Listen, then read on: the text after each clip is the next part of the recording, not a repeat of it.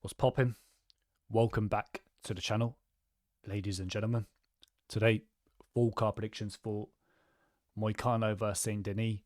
The UFC, they have to torture us guys by putting 14 fight cards. I really enjoy the 10 fight cards because, it's less extensive research, but jokes aside, it's good to get some fights back. Got Moicano versus Denis, decent matchup, and I'm looking forward to Ailín Imavov. Especially looking forward to Battle versus Juicet.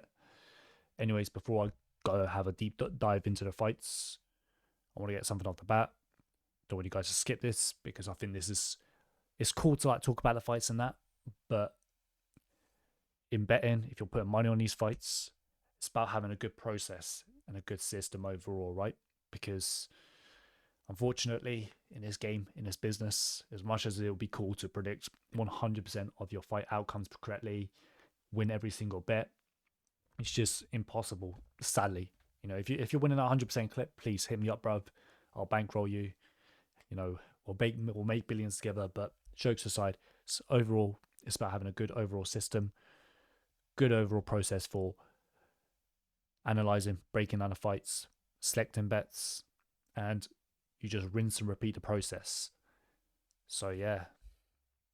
Anyways, if you want to jump in on the Patreon, that's patreon.com/MMALewis. Get my official bets, get access to my Discord. Got some sharp guys in there. Got my man Dermo. He was on Dubois this weekend. Also have the live betting service as well. And I do have bonus content on the Patreon as well. So yeah, without further ado, let's get right into the breakdown. So first fight of the night, we got Chris Duncan versus Oki. Now, Oki, he looks to be like a decent athlete, and he's predominantly a striker. He likes to maintain his wrist range, maintain his distance, and he likes to pick his opponents apart with precision striking shots. I think good athlete, probably making improvements. Duncan, on the other hand, he can be a bit of a pressure brawler. I think he tries to fight a lot more technical nowadays as well. That's what I noticed when watched the film. Like to trying to stay just outside of range, use his length, and stay out of danger. Kind of similar to Oki in a way. Now, I looked at the line and I thought Oki was, before I taped it, I thought, yeah, Oki's probably going to completely dominate, right? But I think the line's a little bit of a mad thing, if I'm being for real. I favour Oki slightly, so Oki's going to be the pick, but I'm not that mega confident on it. I know there's a guy on it who has a lot of money on Oki, so this one, Oki's going to be the pick, but from a betting perspective, I think the line should be tighter. I think the line should be closer. I would have Oki as a favourite, but yeah, I think 1.49, I would personally, currently how I'm feeling at the moment, probably wouldn't be betting that one. All right, so next fight we got Nora Cornolle versus Jacqueline Cavalcanti. So I have a lot to say about this fight, so let's gather my thoughts. So Cornolle, she's like an aggressive boxing style of fighter. She's going to come forwards, be aggressive, throw powerful shots, and I also noticed that she likes to engage in a clinch a lot. I think she is a little bit vulnerable on the ground, like against Edwards, etc. But I don't think this fight's really going to be hitting the ground a lot. She did get a few reverses, etc. But I think she does fatigue as the fight progresses. I think she does slow down. She does show signs of fatiguing as the fight progresses, becomes less explosive. I think she is making improvements, though. I do think she's been making improvements to her game. Now, Jack here, I think we all saw her 2 weeks ago, right? Kickboxer, likes to fight on the outside, likes to pick her opponents at range, looks to chip away, dance away, avoid brawls. I don't think her striking's elite or anything like that. I think she's good. Now, this fight here is actually a rematch. So they fought back in 2021. I watched the fight. Jack was a better fighter. She was winning most of the minutes. I think Cornolle landed like a spinning elbow or something, dropped in round 1. But overall, Jack was the better striker, better grappler here. Obviously, his fight's on 2 weeks' notice here. So, Jack took a fight against Nunes. It wasn't like a clean KO win. She had to dig deep at moments, and it wasn't an easy fight by any means necessary. So I hope she's not overlooking Cornolle here, thinking, yeah, let's take another fight, let's get another quick paycheck. But considering the fact it's a rematch, I just prefer Jack striking a little bit more. I trust the cardio a little bit more. And I still have a little bit of question marks with Cornolle, so Jack's going to be the pick. From a betting perspective, 1.50, it could be a bargain. Let's be real, it could be a bargain. It's a rematch. She did win the first fight, but I think, Cornolle, she's quite aggressive.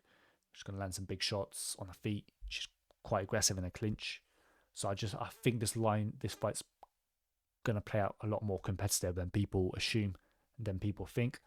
So I'm not, at first I was thinking, yeah, Jack, easy bet, rematch, but as the week progresses, I'm not as confident as I once was. So Jack's going to be the pick, low to medium level confidence pick. So next fight we got Daniel Barez versus Victor Altamirano. Now, this fight here, intriguing matchup. I think it's likely going to be a competitive fight. Perez, striker, pretty crisp technique when it comes to his boxing. He's got a nice low kick. Flyweights tend to be quite good though, right? As a general rule, flyweights tend to be quite skilled. I also think Barez does a good job of using footwork. Against Fiallo, he had a strong start, dropped him, hurt Fiallo, but Fiallo eventually broke him, got him with the pressure, and he was able to submit him. And in his Dana White Contender Series fight against Carlos Hernandez, who I'm sure all you guys know inside the UFC, he showed some resilience early. He's winning round 1. Round 2, I saw glimpses of the ground game kind of showing up. Carlos took his back, etc. So I have a feeling about this guy being like a good hammer, bad nail type of situation. And I have a gut feeling that if you're really, really able to put it on Perez, then his game could collapse. And he does fatigue as the fight progresses, but you fight through it. Similar to Victor. Victor slows down as well. Now, Victor, he's not like the most athletically gifted fighter, so he just makes up for it by pushing the pace. He's a southpaw, which I like, because southpaws are less common, right? Most people are orthodox, so it's another little curveball in the mix. He looks to overwhelm his opponents. He'll fight in bursts, so you strike a little bit, stay at range, and then he'll look to time some takedowns, get some grappling going. And he does shoot a lot of takedowns, can get them, but I don't think his top control is the best. And saying that, I do think he's vulnerable against super strong grapplers and wrestlers, like against Tim Elliott. This is a complex fight here. I could see a scenario where Perez is too technical, too clean. The boxing, the low kick game is going to be too much. Victor doesn't really have a lot of success with the grappling, but I could also see Victor pushing a pace, breaking down Perez. I'm kind of leaning towards Victor here currently. Low confidence though. I don't have a lot of confidence in this fight. My gut says Victor. And we're talking betting line. I think a lot of money's actually been coming in on Victor. So the other day when I checked the line, Victor was the underdog. I was like, yeah, cool. We're going to have a nice little underdog pick here. But I think the market kind of sees it how I'm seeing it. So I have a very slight lean towards Victor in this matchup, but definitely a low level confidence pick. So next fight we have here, we got Darya Darya Zheleznyakova versus Ailín Perez. I'm probably butchering that one. So this fight here, Perez, what she likes to do, she likes to kind of stand a bit, strike a little bit, but she's mainly got like a heavy grappling approach. That's a game, that's a style. She'll look to chain takedowns together. I do like her takedown entries. I think her takedown entries are solid. And I especially like her takedowns when it comes to like the clinch positions, body lock positions. I think she's particularly effective in securing like body lock takedowns. She does look pretty heavy on top, but one thing I don't like about her, don't trust the cardio. I think she visibly gets worse as the fight progresses. So yeah, that's something to keep in mind. But I do think she is fight making improvements. Darya, mainly a striker, mainly a boxer. You know, she likes to throw singular shots, maintain a range, maintain a distance. If I'm being honest, I'm not really seeing anything like too special. I'm not really seeing like an it factor. Now, she had periods of getting out grappled, out controlled against Rendon, and she got taken down by someone else. I think it was Mullins or something like that. Name's skipping my mind, but overall, I'm going to pick Perez here. I think she's, I think she could keep it competitive on the feet, and I think she will be able to get takedowns. But I'm not 100% convinced with Perez. If I'm being honest, I doubled up with someone else last fight against Edwards, and I was sweating buckets, bro. I thought, yeah, Perez is gonna easily be able to secure takedowns, take control of Edwards, make it an easy fight, and that was an uncomfortable bet. So I think she should be favoured to win here. I do favour her, but I do think there's some flaws there that potentially could get exposed with Darya. If we go to the betting line, steep price like 1.39. I mean, I agree with Perez being like a moderate size favourite, but at the end of the day, right, you look at a card, a lot of these fights are very accurately lined, in my opinion. A lot of them should be favourites, but you kind of have to be wary. There's an unpredictability factor that comes to betting MMA. So you kind of have to be careful on which ones are going to be landmines, etc. How I'm feeling currently, though, Perez, low to, I'll say, Perez, medium level confidence. Next fight we have here, we got Taylor Lapilus versus Vince Morales. This is a brand new matchup that was made. Vince is back in the UFC. Now, we saw Taylor fight like a couple of weeks ago or like a few months ago. I can't remember, but he's a good athlete. He likes to maintain a range. I think he's pretty skilled, likes to keep his distance. I think he's pretty technical. Very nice long rangey shots. Uses his reach well, especially for a bantamweight. Good lateral movement. Moves well around the cage. He's able to fight on the back foot. Good cardio, can fight hard for 3 rounds. And his takedown defense and get up game is very, very solid. He's very, very hard to take down. And if you're able to take him down, then he's very, very solid in getting back up to his feet. Now, Vince, back in UFC as mentioned. Sorry, I need to cough. Vince, heavy boxing approach. Going to come forwards, try and, utilize his boxing. That's his game. Like, he's quite one-dimensional. Boxing, pressure, that's his style. Vulnerable to low kicks. That Chris Gutierrez fight will never skip my mind. Like, I'll always, whenever I think of Vince, I think of that fight. I'm not, overall, though, I'm going to pick Lapilus, probably medium level confidence, probably by decision. Lapilus is a decision later. The fight's in Paris. But yeah, I favour Lapilus to win this fight.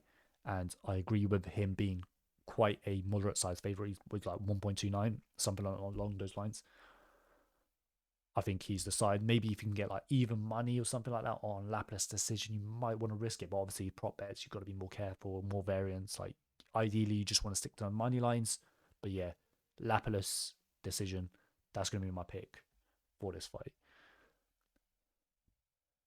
Here, next fight we got Ľudovít Klein versus Roosevelt Roberts.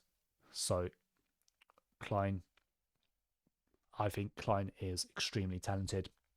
I think he's making improvements fight to fight, and he's even making improvements to his grappling, defensive grappling.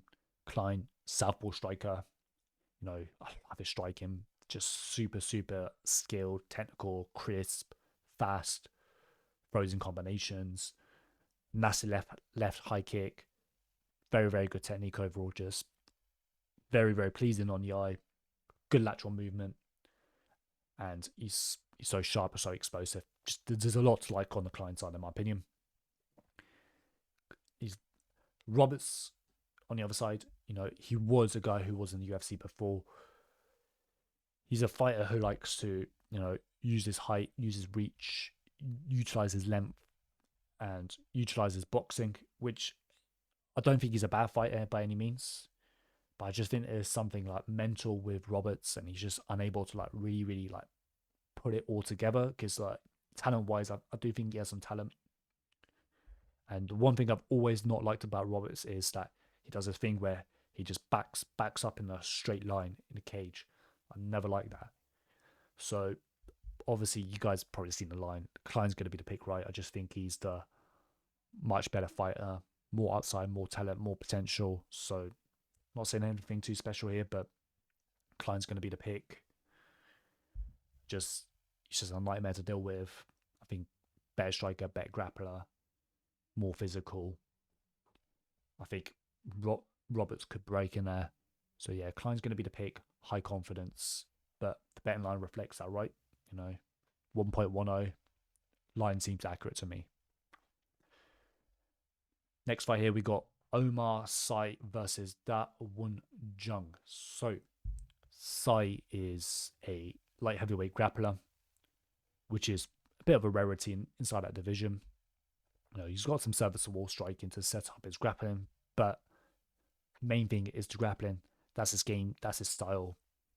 He's quite physically imposing when it comes to grappling, which I do like. And, he's got good solid takedowns, good take entries, knows his strengths, and he will shoot consistently for 3 rounds. He's got a wrestling style of grappling instead of maybe a BJJ style of grappling. Good athlete, good athleticism. Overall, when I look at Sy, I go, there's something there, there's a lot to like in my perspective. Woon Jung, mainly a striker, kickboxing style striker. He's not a bad fighter by any means. I think he's good. Obviously, he's fallen on some tough times. He's taken some losses. And the reason why this line is mad is because we've seen Jung get out-grappled, out-wrestled, against Ohlberg, choked him out in round 3. I think if his fight's just 15 minutes on the feet, then I would not want to be holding Oumar Sy at 1.22.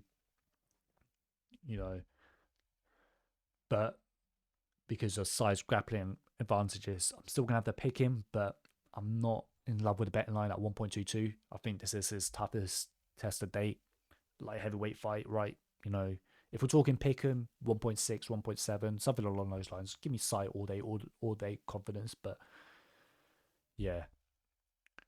Sy's going to be the pick. I just think the UFC kind of is trying to set him up a bit here. Got a potential prospect here, and I think they're kind of seeing Woon Jung kind of on that tail end. But as mentioned, 15 minutes on the feet, I would not want to be holding Sy as a ticket at 1.22. But Sy's going to be the pick. I think a lot of people are going to have a lot of confidence on this pick. I can see why, but for me, it's just going to be a low-level confidence pick. Next fight we have here, we got Ailín Cutelaba versus Ivan Erslan. So, Cutelaba, man, this guy, he's solid, huge hammer, horrific nail. He's going to really want to put it on his opponents. If he's unable to do that, then the reason I was kind of hesitating, because he's the fighter in the cage at the end of the day, right? I'm just some guy on the internet. given my analysis, watching tape and stuff. But to me, he's a bit of a coward. Like, it feels wrong calling a fight like that a coward, because he'll probably mess me up. But when things don't go his way, he can just mentally just collapse. His game falls apart. He'll whimper, really show signs of weakness in there. But powerful boxing, brawler, really tries to take your head off with every punch. And he's got some wrestling as well. Very aggressive with his wrestling, just like his style. He tries to fight a lot more like composed nowadays, but that's not really his style. That's not really his game. His best bet is just to really, really go for it. I feel him kind of trying to fight more measured. If he's been fighting as an aggressive brawler, try and take people's heads off within the first 2 minutes and really try and get early finish, and then all of a sudden, halfway point of your career, switching styles, I don't think it's really doing him any favors. Now, Erslan here, boxing style of striker, emphasis on throwing power. His boxing does look good. He's not bad by any means. Very, very tight boxing guard. Now, this fight here, obviously, is a big step up in competition for Erslan. Probably a step down on competition for Cutelaba. Erslan needs to get his boxing going, make Cutelaba quit, make him work, defend takedowns. Now, this fight, I could see play out many different scenarios. We could see Erslan, surviving the storm, then taking over. Maybe Cutelaba has a 10-8 round 1, unable to get a finish, fatigues, fight goes around 2, round 3. Or we could see a situation where Cutelaba just could be too good for him and he just dominates. Or maybe Cutelaba's wash. My point being, this is a tricky fight to predict, in my opinion. I'm still kind of leaning towards Cutelaba as a pick. Low confidence, just because he's more proven. There's more footage on him. We know more about him. And Erslan's still a little bit of an unknown commodity for me. So overall, Cutelaba's going to be the pick. If you look at a betting line, it's basically a pick and fight, right? I agree with the line. I think you can make a case for Cutelaba being a slightly bigger favourite just because he's more proven. We know more about him. But at the same time, if Erslan's the real deal, maybe just Cutelaba whimpers, cowers away, then Erslan could be value, right? So tricky fight. Wish we had more answers about Erslan. But I think hopefully, fingers crossed, we find out more about him in this matchup. Next fight here, we got Perez Ziam versus Matt Frevola. This is one of the best fights on the card. Really, really looking forward to it. If you've gone this far in the video, make sure to like, comment, share, all that cliche YouTube stuff, please. Super duper appreciate it. So, Perez Ziam, I think he's been making improvements to his game. He's mainly like a kickboxing style of fighter. He likes to kickbox. Like, when you think of a classic kickboxer, that's how I see him. I think he used to fight in like Glory or K1 or something like along those lines. He's pretty smooth. He's pretty technical. I'm not saying that he's an elite level kickboxer like a Alex Pereira or anything like that, but I think he's solid. When it comes to grappling, he can get taken down. He can get control, but he does a good job of escaping positions, working his way back up. And I think overall his grappling game has been improving over the years. And if he is able to reverse positions, I think he's pretty effective on top. So, but I think against super duper strong wrestlers, I think he's probably going to struggle. But overall, solid kickboxer and an improving grappling game. Obviously, he's got like quite a long frame for 155 as well, 6'1" with 75-inch reach. If I say one flaw with his game, maybe he lacks like the real like power and emphasis to really, really like hurt his opponents. But yeah, cool. I think he's solid. That's my point. Now, Matt Frevola, like his nickname, he's a steamroller. He's going to come forwards, very, very aggressive, really look to explode, throw powerful shots, take his opponent's heads off, throw bombs. He's got like a wrestling background as well, American wrestling. He showed some good wrestling scrambles against Armantas Rukian. I think maybe he's not the best at controlling his opponents, but I think his takedown entries and shots are good. Overall, this is a I think Ziam needs to keep the fight standing. I think he needs to outstrike Frevola. Frevola's going to look to land bombs, mix up his wrestling. I could see this fight playing out a few different scenarios. I could see Ziam outpointing him, being more technical of a striker, if taken down, working his way backward to the feet. I could also see a scenario where Frevola's landing some big bombs, having some grappling success. This is a tricky fight to predict, but I'm going to go with Ziam here. I just have a gut feeling about Ziam. I just feel like he's pretty solid, pretty decent. I just had this niggling feeling for a while that Ziam is kind of just on the outskirts of the top 15 and he's going to make a run. But I don't think it's an easy fight by any means necessary. And if we look at the betting line, when I was picking Ziam, he was like an underdog. Now he's a slight betting favourite. But yeah, obviously I wouldn't have Ziam as a massive favourite by any means. But Ziam, he's going to be my pick for this fight. I'd say low confidence though. All right, so Charriere versus Miranda. Now, Charriere, I've been impressed with Charriere. I think he's been making improvements overall. I think he's a good athlete, good striker. He's got a lot of experience. And Miranda, mainly just like a BJJ style of grappler. I think the line's a little mad. I think the line's a little bit crazy, but I'm still going to pick Charriere. I think he's the more likely victor in this matchup. And he's not taking the fight on short notice, right? I think Miranda's taking this fight on like 2 weeks notice or something. But yeah, Charriere's going to be the pick, but everyone's going to be super duper confident in him. For me, he's just going to be like a medium level confidence pick. Oh, next fight we got Kevin Juicy versus Brian Battle. Wow. I'm going to have a lot to say about this fight. So, all right. This is the fight I'm most looking forward to. So, how Battle versus Juicy.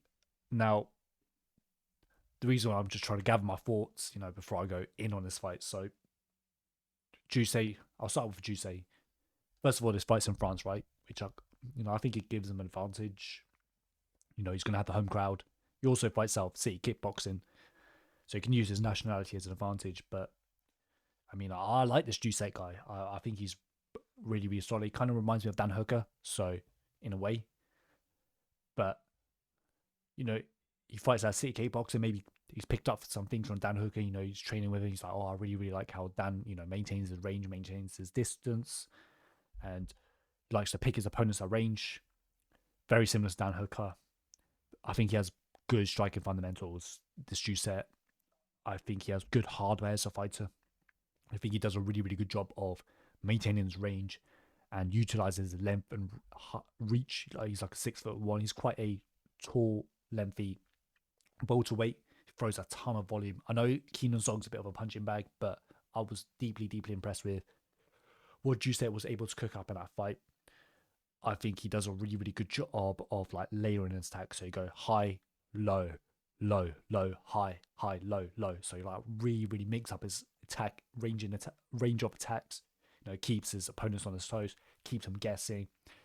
And I think his striking and defense is solid as well. He's always just outside of the range. Got a very, very nice low kick. Throws a ton of volume. I think his clinch game is pretty solid as well. I think he does a good job of landing shots in a clinch. And he's mainly a striker. That's his go-to game. But I think his grappling is competent. He has like a judo background as well. So for that reason, I think he's quite effective in the clinch. I saw him get some takedowns from judo positions. I can't remember exactly, but yeah, overall. And he fought Jack Della Maddalena back in 2019. Obviously, JDM did win that fight, but that's valuable experience, right? JDM is one of the best fighters inside the welterweight division. Now, Battle, another fighter I've been impressed with. Like when I first saw him come into the scene, I don't know how far this guy can go, but I think he's definitely been developing his overall game. I think he's also a massive welterweight. This guy's a weight bully. Like he's a middleweight fighting at welterweight. Like he is massive for welterweight. Solid striker. His striking's definitely been improving. He throws a little bit heavy on his strikes. And, nowadays, I think his striking is looking a lot more developed, looking a lot more technical. Throw a wide range of kicks, punches. And I think he's a fighter who likes to really, utilize his range, utilize his distance, and use his size advantage over the other welterweights. And I think he likes being a little bit of a weight bully inside that division. Now, this tricky fight, I think Battle's probably going to be landing the harder, eye-catcher, more powerful shots. And he could probably mix up the grappling as well, I think, with his size and physicality. Well, I think Giuseppe's probably going to be the one throwing more volume, throwing more strikes. Man, this is this fight. I've been going back and forth with this fight for the past week. I think I agree with Battle being the slight betting favourite. If I was a bookmaker, I was lining this fight, I'd probably line Battle 1.6, 1.65, something along those lines. And I think a lot of the money will be coming in on Battle. I think he's the one more likely going to land the hardest shots. Giuseppe's probably going to throw more volume. I kind of feel like this fight's kind of it's going to be close, it's going to be competitive, or we can maybe see Giuseppe really, really dominate, or Battle really, really dominate. Man, hard fight. You know what? I'm going to pick Giuseppe here just because he is a 2.54 underdog. I think the money's going to keep coming in on Giuseppe. So because of that, I think there's a little bit more value on him. But if Battle wins this fight, I think that wouldn't surprise me at all. I think Battle should probably be the favourite in this matchup, just off the level of competition he's been facing, etc. And it's a big step up it's the first step up in competition in a while for Giuseppe, right? So I think Battle being a slight betting favourite makes perfect sense. I totally agree with that, but I think Giuseppe could potentially be a very, very live underdog. So I'm going to go against the grain. He's a big underdog. I'm going to pick Giuseppe. Why not? You've got to have some underdogs are going to cash right on a card. I know the lines are very, very accurate nowadays. A lot of the favourites do win because they should be the favourite, right? But there's some unexpected underdogs that come through. I'll pick Giuseppe. Low confidence though. I don't want that to be a cop out, but it is a very well matched fight. So next fight we got William Gomes versus Joe Anderson and Brito. So this fight here, man, the first thing that came to my mind is that Gomes was booked against Jean Silva, and I remember people saying, "Look, this Jean Silva, he's a fraud, he's unproven. Gomes as the underdog is a bargain, is a steal," and it's a very, very popular bet. And I could have seen the angle. I could have seen the angle back then. We didn't know how good Jean Silva was, and looked like Gomes, dodged a bullet there.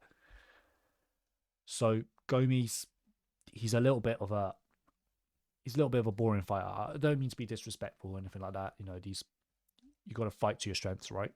As a fighter, but he's a guy who likes to maintain his range, maintain his distance, use his length, use his reach advantages, use footwork, and just circle away, chip away at his opponents, outscore them, outpoint them, take as little risk as possible. And because of that, he likes using a kick-based style of striking because, if you're using kicks, that gives you more length than punches. You take less risk, right? He likes to throw count. He likes to throw with speed more than and good technique more than power, like his opponent. Brito, explosive, powerful, very aggressive fighter, very dangerous fighter. Just really tries to take his opponent's heads off. And, he's shown that he can, he's got a competent grappling game. Now, the issue with Brito is because he's so explosive, so powerful, so aggressive, as the fight progresses, if you're able to make him work, then, he's shown signs that he will fatigue. And he can get taken down by really, really strong grapplers, but I think overall his grappling is competent. I think Brito's pretty solid. I think he's always going to be a pretty tricky fight for anyone inside the division because that prototype of a really, really aggressive, powerful brawler is just it's just hard to deal with, right? It's always going to give guys trouble. And, I think Gomes is going to want to do his usual, maintain his range, maintain distance, take as little risk as possible, keep his, take as little risk as possible, avoid the big shots, probably needs to wear on Brito's gas tank as well, while Brito's going to come forwards, do his usual thing of bringing the fight to Gomes, being aggressive, being powerful, and not let Gomes fight at range. I'm going to pick Brito here. I think he's the one going to be the force in the fight. I think he's probably going to have the more eye-catching shots, eye-catching moments. So yeah, Brito's going to be the pick. Medium confidence. He's a decent size betting favorite. I agree with that. I would have Brito as like a moderate favorite, medium confidence, right? But you got to kind of be aware with these type of fighters, because let's say Brito goes all out for the kill in round 1, unable to get it, maybe hurts him, and then you could really, really be holding your breath. But yeah, Brito, he's going to be the pick overall. So, next fight, we got the co-main event of the evening. We got Nassourdine Imavov versus B. Ailín. So, another sick fight, high stakes fight. I think one of these guys is very, very close to fighting for the belt. So, Imavov, very, very elusive fighter, excellent footwork, excellent movement, karate stance, throws a wide range of striking techniques. I think he's very, very talented. I think he's very, very skilled. I think he's got very, very precise striking. I also think he's a dangerous fighter too. I would not want to be hit by Imavov.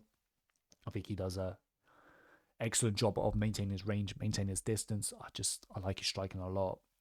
I think he's a very, very well-rounded fighter as well. I think he is, shown style grappling skills, effective in the clinch.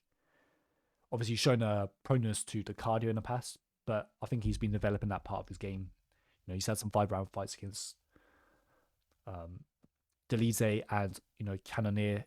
It looked like he was the one taking over in round 4, round 5.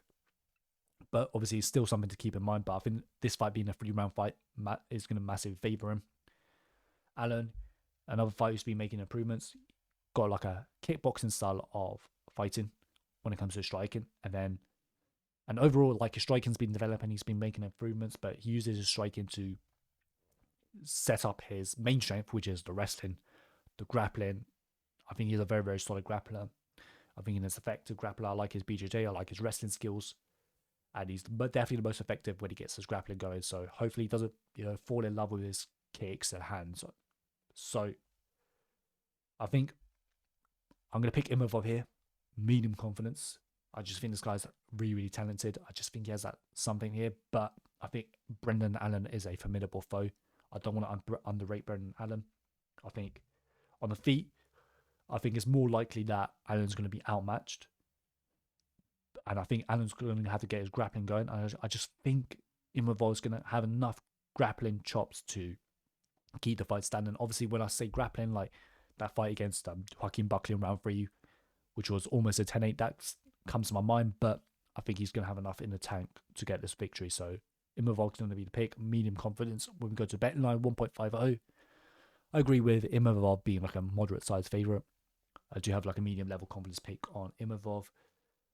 But, I do think Brendan Ailín should be respected. I don't think he's going to go down without a fight. So, yeah, Imavov is going to be the pick.